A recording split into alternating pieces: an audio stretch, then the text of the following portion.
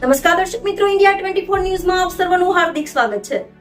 આપ જોઈ રહ્યા છો ગુજરાતના અને દેશભરના સમાચાર. તલોદ ઉજેડિયા રોડનું મરામત હાથ ધરાયું. તલોદ ઉજેડિયા રોડ પ્રથમ વરસાદમાં જ ધોવાયો હતો. વરસાદના વિરામ બાદ તુરંત માર્ગનું મરામત કાર્ય હાથ ધરાયું. ઠેર ઠેર ખાડા, વરસાદી પાણીનો ભરાવો થતા વાહન ચાલકો પરેશાન થયા હતા.